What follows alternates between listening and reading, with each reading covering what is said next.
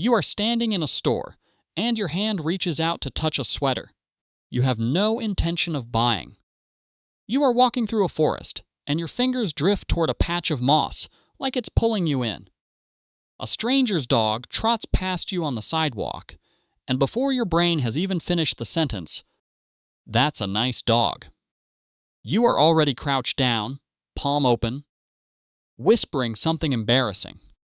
You didn't decide to do any of this. Your hand simply moved first and asked permission later. And it's not just animals. It's velvet. It's a smooth river stone. It's the matte back of a new phone in a store display, the one you're not even planning to buy, the one you just want to hold for a second. It's bubble wrap. It's wet paint. You were explicitly told not to touch. Somewhere between your eyes registering a texture and your conscious mind catching up, your hand has already made the decision for you. You have to touch it. Pop. Why does a fully grown adult with a mortgage and a job and actual responsibilities feel an uncontrollable urge to boop a seal's nose at the aquarium or run a finger along a rough stone wall just to feel the grain of it? Why can't we walk past a "do not touch" sign without our palms literally starting to itch? This isn't some cute personality quirk. It isn't just cuteness overload, even though that's the easy explanation everyone reaches for. This is an ancient biological drive, one that quite literally kept your ancestors alive. And today it's being studied, understood, and quietly hijacked by everyone from toy manufacturers to car designers to the people who decide exactly what texture your phone case should be. Today we're going deep into what researchers sometimes call tactile hunger. We're going to look at why your skin is functioning as something close to a second brain, why your body sometimes responds to extreme cuteness with something that looks suspiciously like aggression, and why, in a world made almost entirely of glass screens, don't touch might be the single hardest rule a human being has ever been asked to follow. Let's start with something worth sitting with for a second. If you are the kind of person who cannot walk past a "do not touch" sign without feeling a genuine physical itch in your palms, you are in exactly the right place.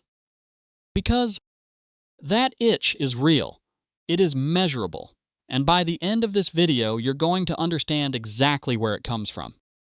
And if you want to keep digging into the strange, hidden evolutionary wiring behind the things we do every single day without ever questioning them, this is what this channel is built for.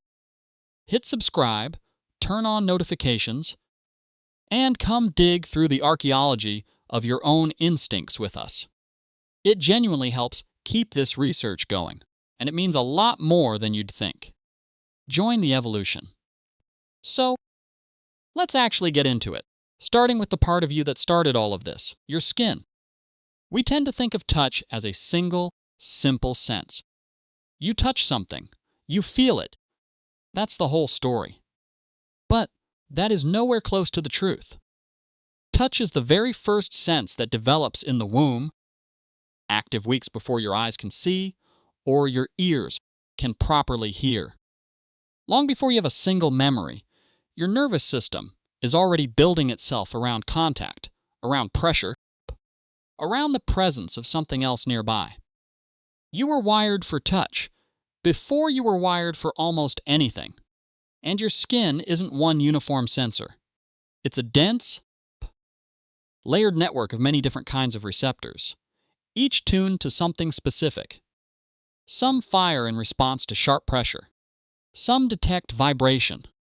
Some track fine texture, the difference between sandpaper and silk.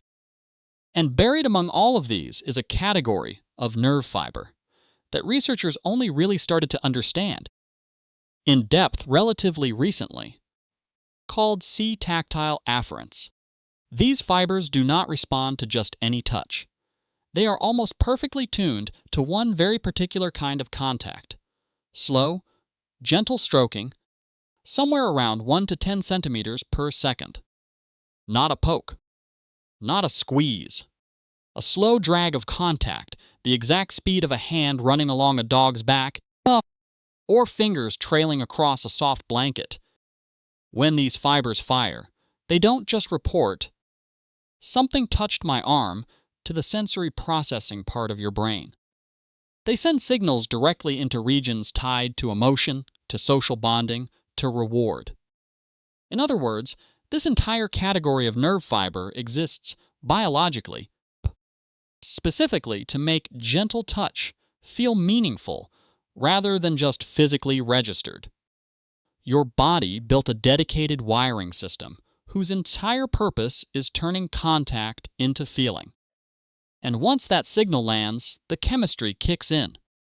Petting something soft, holding a hand, hugging someone you love, all of it triggers a release of oxytocin, sometimes nicknamed the love hormone.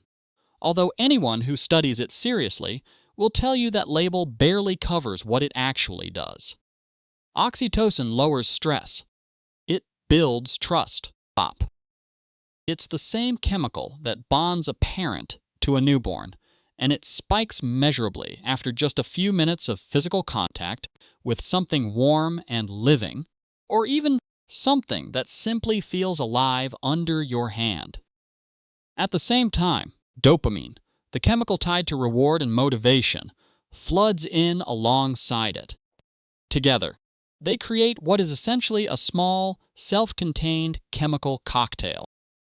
Cortisol, your primary stress hormone, drops, heart rate eases, your whole system downshifts. This is not a metaphor for relaxation. This is your actual biochemistry, changing measurably in a matter of minutes because you touched something soft. Which brings us to something genuinely strange. Something that sounds like a contradiction, until you understand what's actually happening underneath it.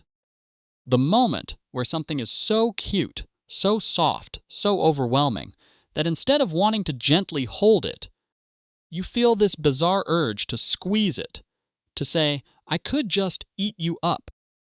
To make little mock-aggressive noises at a puppy you clearly have zero intention of harming. If you've ever looked at a sleeping kitten and felt an inexplicable urge to scrunch its entire face, congratulations, you have experienced what researchers call cute aggression. And it is far more interesting than it sounds. Psychologists refer to this as a dimorphous expression, which is a fairly clinical way of describing something that feels deeply irrational in the moment. The idea is that your brain has a kind of emotional regulation system, and when it gets hit with an amount of positive emotion that's simply too large to process cleanly, it generates a small burst of an opposite. Stop, just to bring the whole system back toward equilibrium. Your delight is so intense that your nervous system essentially short-circuits and produces something that looks like aggression as a pressure release valve. Researchers who study this at places like Yale have found it isn't random noise. It shows up reliably, specifically in response to extreme cuteness, and it appears to function as a genuine regulatory mechanism. So the slightly deranged urge to squish a puppy's face is not a flaw in your wiring. It's a sign that the system built to handle overwhelming positive emotion is doing exactly its job.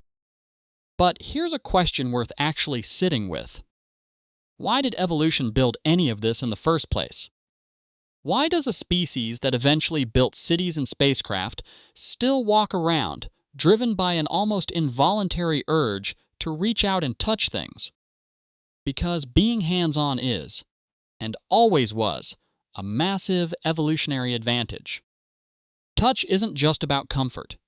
It's a primary channel of information. Long before humans had language sophisticated enough to describe texture, weight, temperature, or sharpness in words, our hands were already gathering that data directly. Every early human who picked up a stone to feel its edge, who ran a hand across bark to judge whether it could be stripped for fiber, who handled unfamiliar plants and objects out of pure compulsive curiosity, was gathering survival-critical information the fastest way available. The individuals who touched, explored, and manipulated their environment more readily were the ones who figured out which stones made better tools, which materials could be shaped, eventually stop, which surfaces were dangerous before it cost them anything. That compulsive urge to reach out and make contact with the unfamiliar wasn't a distraction from survival. It was survival. If our ancestors hadn't wanted to touch and explore and handle everything around them, we never would have become tool makers at all. We wouldn't have conquered anywhere near as much of this planet as we did. The itch in your palm, walking past a do not touch sign, is a direct descendant of the exact same impulse that let some distant relative of yours figure out which rock could be napped into a blade. Which makes it all the stranger that we now live in a world engineered almost entirely to deny us that experience. Think about how much of a modern day is spent interacting with flat glass, your phone, your laptop, the self-checkout screen at the grocery store, hour after hour, your hands. This incredibly sophisticated biological instrument, built across millions of years to gather texture, temperature, and pressure information, are instead sliding across a single uniform sheet of smooth glass that never changes, never varies, never gives you anything new. We are, in a very real physiological sense, starving for texture.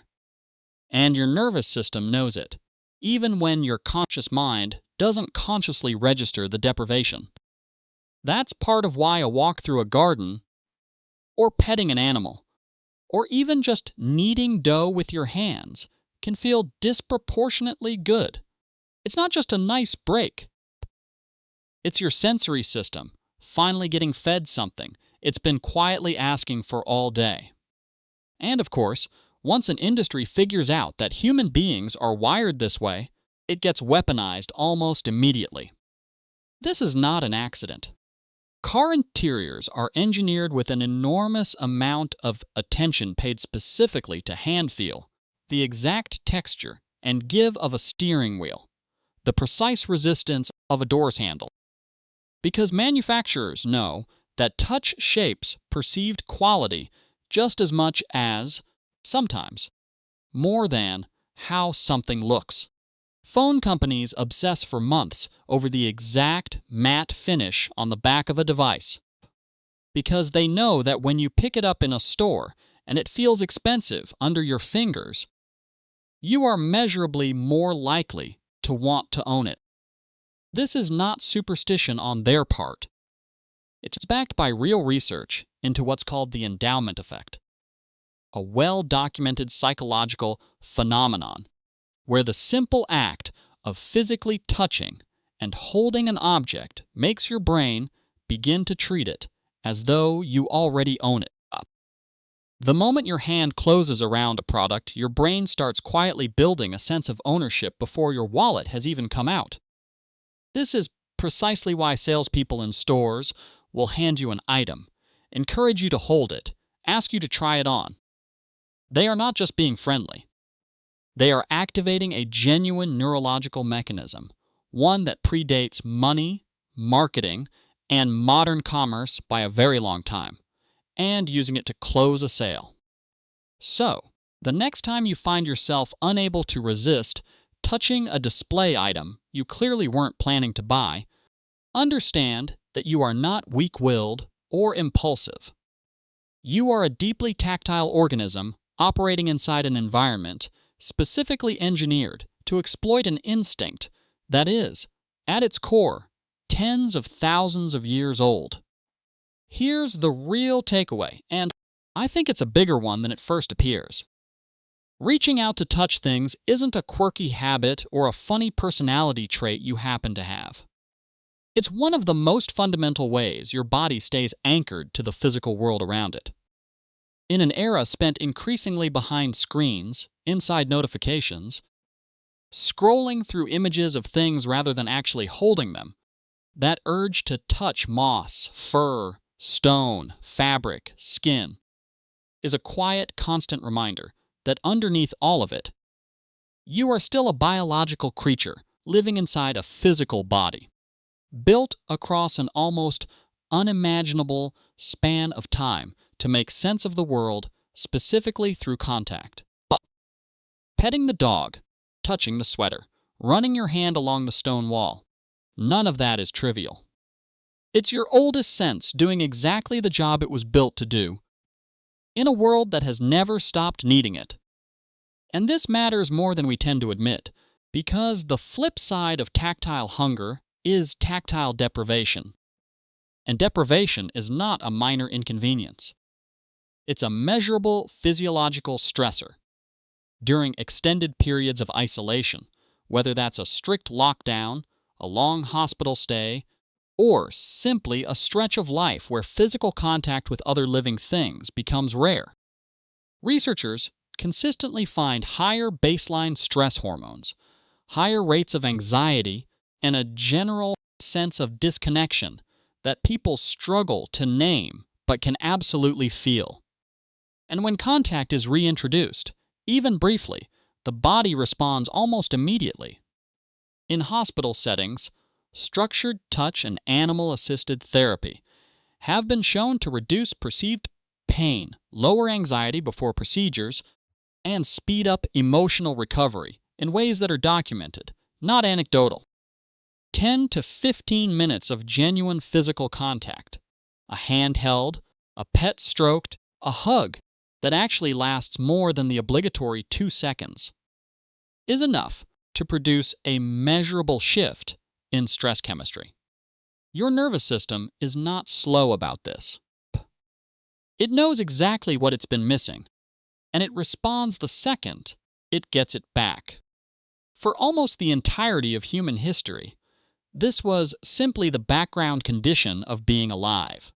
We lived, pressed close to other bodies for warmth, working animals for labor, other humans for safety in numbers, textured natural materials for nearly every object we built or wore. Constant tactile contact wasn't a luxury, it was the environment itself. The version of life we're living now, cocooned in climate-controlled rooms, and interacting with the world through smooth glass, physically distanced from other people and other species for hours or days at a stretch, is astonishingly new in evolutionary terms. Practically nothing about our biology has caught up to it. Your hands, your skin, your nervous system, all of it is still quietly operating under the old assumption that you'll be in regular contact with warm, textured, living things. And when that expectation goes unmet for too long, you feel it, even if you can't always explain exactly why. So here's the question I want to leave you with. What is the one texture you can never resist touching? The one thing that gets your hand moving before your brain even catches up? For me, honestly, it's worn leather. The kind that's broken in just enough to feel soft without losing its shape. Tell me yours in the comments. I genuinely want to know what gets your hands moving before your mind even asks permission.